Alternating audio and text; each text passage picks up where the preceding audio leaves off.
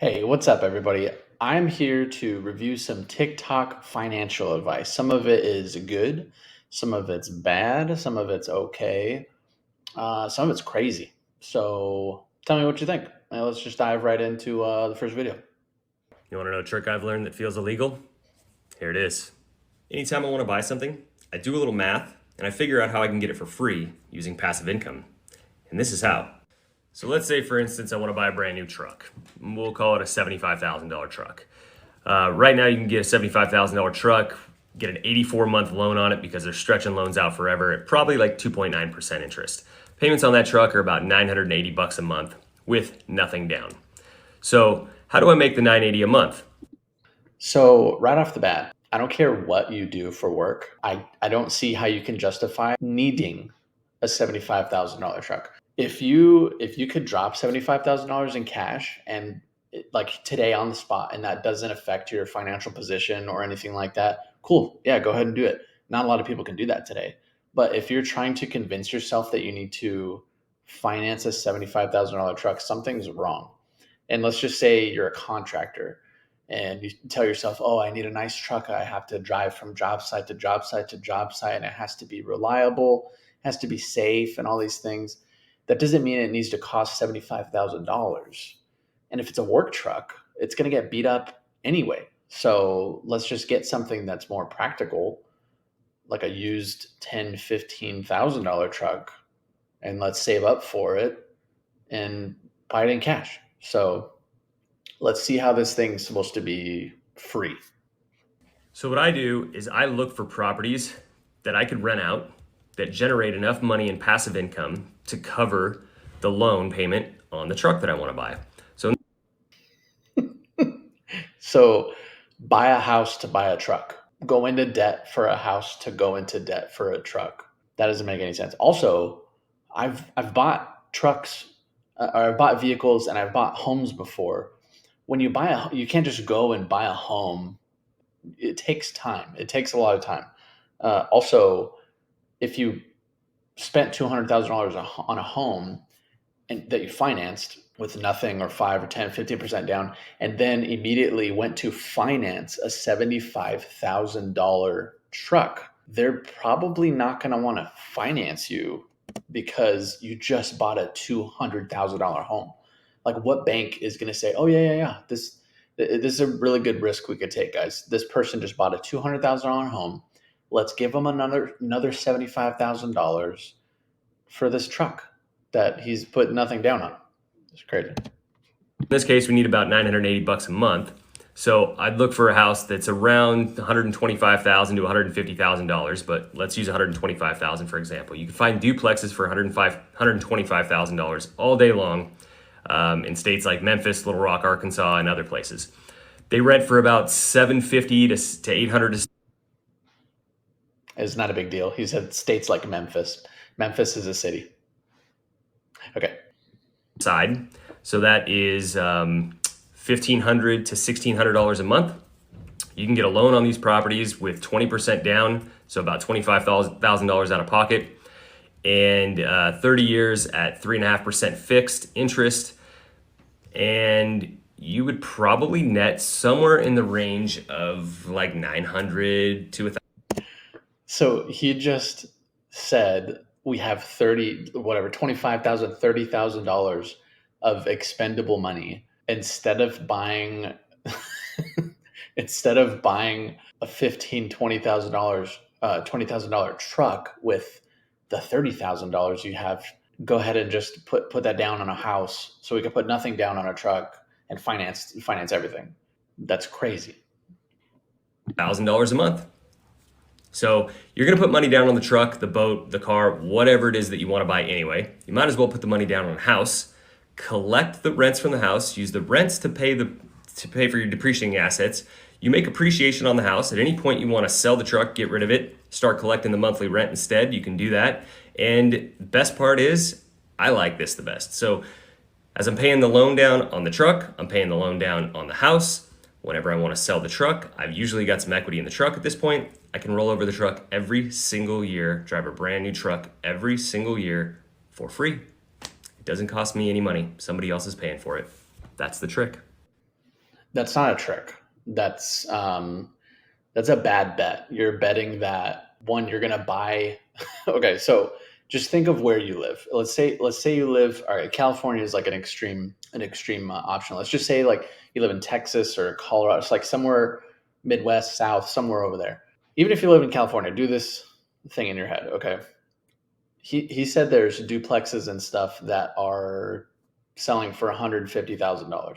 Go on Zillow and look what you can get in your area for $150,000. Even in Kansas, you're not really going to get much for $150,000. That means you're going to get a terrible, pretty bad property that probably needs tens of thousands of dollars to fix, just so, because he's saying you're going to rent these things out. You don't, these $150,000 homes, they're not turnkey, perfect, hey, let's move on in and get in it and rent it out right away types of things. Like I've bought homes before for almost $300,000 that weren't turnkey, ready to go homes. We put, $15,000 into it, made it livable for us and enjoyable for us, and then we sold it. So it's a bad bet. He's betting that he's going to somehow find a perfect house with nothing wrong. All the financing is going to go perfectly. The inspections are going to go flawlessly. He's going to find renters right away. And he doesn't take into account that it's going to take 30 to 45 days to close, escrow, inspections, appraisals, all that stuff. And then, like I said, I've bought homes before. So one thing I can tell you is when you buy a house with nothing down or 10% down or whatever, let's say you take a $250,000 loan on it. You buy a house, and then immediately you can't finance a $75,000 truck after that, because the bank is saying, oh, we just gave this dude $250,000 to buy a house, and now he wants $75,000 more dollars for a truck with nothing down. That's just absolute insanity. Let's move on to another video. Here is one piece of financial advice I am sick of hearing. Well, if millennials just stop buying Starbucks and cancel their Netflix subscription, they'd be able to buy a house. Sorry, Karen, I don't think a couple of coffees and a tenner a month is gonna cut it. If you have big financial goals, like buying a house, there are much better ways to go about it, and don't listen to the Karens. Okay, so obviously she's a little disturbed. She's a little upset at the Karens of the world. And I think she interpreted it incorrectly from this Karen that she was talking to. It's a lifestyle change. They're not saying if you don't go to Starbucks, you can magically afford a house or a car or something. They're saying if you get out of that mindset of I need to treat myself every single time I go out, or I need to have the best iPhone every single year when they come out, fixated on physical or short-term things like going out to eat and food and stuff like that. If you get rid of that mindset, you're going to be more successful in the end. They're not saying, yeah, don't spend this $5 on this little Starbucks and then you'll be magically financially free. She's diving into it a little too much. Maybe I'm diving into it a little too much. I don't know, but let's try another one. Klarna should come with a health warning. Fintech companies like Klarna and Afterpay are taking advantage of people being bad at money. No shame here, just awareness. Here are 3 ways Klarna is bad for you. Number 1, it makes giving into financial FOMO easier. All right, this is literally just what I was just talking about. And I did a video where I kind of mentioned Klarna and Afterpay and stuff like that. They make you spend more than you were already originally going to spend, because they make it seem like you're not spending anything, or they make it seem like you're spending just a little bit because they have nothing, they require nothing down, or they require very little down. And that whole FOMO thing, it's very, very real, especially with people my age. I'm 32, and I feel like anyone that's 18 to early 30s right now just thinks they need everything and they need it right now. I think that's something that's kind of messed up with us right now. We live in a world of comparison and competition, and social media makes it so much worse. That's why we can buy things on Instagram, and why Klarna knows that making it available for us to buy now and pay later is so appealing. Number 2, Klarna creates invisible debt. Yep. We don't even see the transaction happening, and that invisible debt is easy to forget about. That's what I'm talking about. It's a trick. You think you're not spending money because you're like, oh yeah, 4 easy payments, it's gonna be fine, or don't pay us for 90 days, or we won't give you interest for the first 60 days, or whatever it is, whatever scheme they have at the moment. It's all a huge, it's a trick, it's a trap. About. You're more likely to miss payments or forget that you have that purchase to pay off when you go to buy the next shiny thing that pops up in your feed. Number 3, it won't boost your credit, but it can bring it down. If you do miss a payment, Klarna can lower your credit score or send you to a debt collector. Yeah, I agree with the majority of that. The third thing, I'm not too, and I'll go into this later in a different video, but something about a credit is not a huge, like credit doesn't appeal to me, and my lifestyle and my outlook on finances, and Naomi's as well. The whole debt thing is, it's disgusting. We don't believe that we should go into debt for anything. If you can't afford it now in cash, then you don't need it. It's all about contentment, being happy with what you have, and actually being smart, saving up for things, and not falling into this afterpay trap, this Klarna trap. You know what I mean? So, all right, let's try another one. 3 things I wish I had done when I was a teenager. First of all, get your parents to help you set up a credit card and banking history, right? Yo, don't do that. Do not do that. I personally, that happened to me, and I've known tons of other people that it happened to. Don't assume that your parents or whoever is, your guardians, don't assume that they know what to do with their money. If let's just say they're financially irresponsible, and now you want to put them in charge of your finances before you even become a legal adult. If you're 16, 17, you get added to their credit card, and they're terrible with credit, or they're terrible with money, or they have that FOMO thing, and they just want to buy everything under the sun. And then let's just say something goes wrong, and then now your name is tied to it. I 100% do not suggest this. So get added to a credit card as an authorized signer or additional card holder, and also get a checking account set up. You probably need your parents' permission, and they'll have some level of control. But a lot of people don't realize that you have to establish banking history, same as credit history, sooner the better. Secondly, again, ask your parents to help you set up a Roth IRA. So as soon as you start generating income, you're gonna be able to contribute after-tax income into the Roth IRA. And the advantage of that is then you can make investments, and it can grow tax-free for the rest of your life. Okay, I like that. As long as you have an earned income, you can open up a Roth IRA. And if you can do that as early as you can in life, the better, because compound interest, its best friend is time. And then the final thing, and maybe the hardest thing, is cut your social life in half. Wherever you're at in your life, I get it, friends are important, but if you can take half that time and invest it in working in yourself, as opposed to these relationships that, let's face it, you're probably not still gonna have in 10 or 20 years, you'll get so much further ahead. I can get behind like most of that third point. Having friends is obviously good. I am a firm believer of you become the people that you surround yourself with. If you hang around a barbershop long enough, eventually you're going to get a haircut. So if you hang around people that are not successful, or always whining about something, or are terrible with their money, or are terrible with their spouses or children, you're going to become those people eventually. So that doesn't mean like get rid of all your friends. I think to me that just means kind of guard your heart and just be wary of the people that you invite into your circle. Hey Dad, I just got a letter telling me I qualify for a student credit card. What do you think? Should I apply? No. Don't get a credit card. You'll fall into debt. I already know, I've been there. So it's best to pay with cash. Listen to your father. If your dad is saying this when you were 17, 18, listen to him. Or your debit card, okay? Oh, okay. Thanks a lot, Dad. You saved me a lot of headache. 5 years later.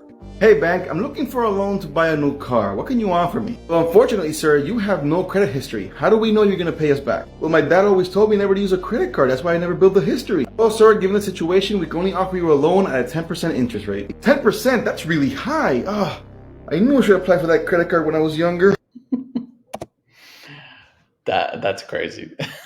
So, one, the video insinuated that he had 5 years to say, oh yeah, it's time for a car now. It's time to buy a car.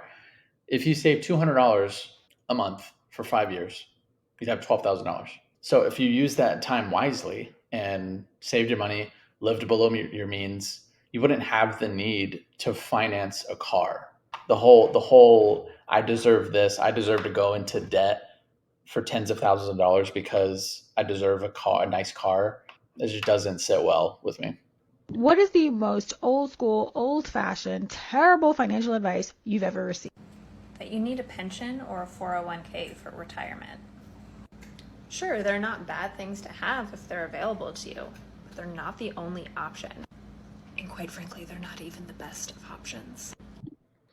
So she says they're bad, don't do it. And then she says, yeah, they're pretty good. If they're available, they're good. And then she says it's not the best option. So let's see what she tells us that is a way better option than a 401k. Let's assume that 401k has a match. There are so many other accounts or investments that give you greater returns, downside protection, more diversification abilities and direction abilities within there so that you can actually achieve things on your timeline, your needs, your ways. And if nothing else, in today's market, you need more than whatever your employer is giving you. One retirement account is not enough, not even a pension. So make sure you're actually looking at your investments and your investment plans. If you need a financial professional, hit me up. Otherwise, like and follow for more information. So not only did she slander the 401k, she didn't offer any type of alternate solution. And I know it's just bait so you can, click on her profile and see like all this advice that she has, but she didn't offer, she just bashed it and then was like, okay, see you later. So when you have something like a Roth IRA or a 401k, it's not like you are invested into one company. You go in there and you say, hey, you tell the person or the computer, or you do it manually, I want to invest in S&P 500 index funds, diversify my money, put it all over the place so it's not fixed on this one stock or something. I don't know. That didn't make any sense, what she said. It was kind of silly. Hey, babe, can I borrow $100? Same for me, please. Sure thing. Here you both go. Just make sure you pay me back in a month. You see, the way my checking and savings are set up, I won't be able to pay you back till next month. No problems on my end. Here's your $100 back. Thank you, but Mr. Mullet, since you missed a payment, we'll have to lower your credit score. Time for me to buy a new car. How much will my monthly payments be? Looks like $842 per month. I'm getting that same car. How much for me? Ooh, only $665 per month. Why is he paying $200 per month less than me? He has a great credit score because he always pays off his debt on time, so we don't have to charge him as much in interest. Because of this, I'll pay $8,000 less in interest over the life of our loans. Sorry, dude. No, it's my fault. I would have known this if I took Nick's free credit course. So again, they're beating up this idea that debt is the only way that you can have a car. Completely false. Naomi and I have very, very nice cars that we're not in debt for at all. We're debt free. So if you're financially responsible, you live below your means, you live on a budget. So every single one of your paychecks is planned and you execute that plan and you have savings accounts. Just you live responsibly, you don't need debt to get a vehicle. It's crazy.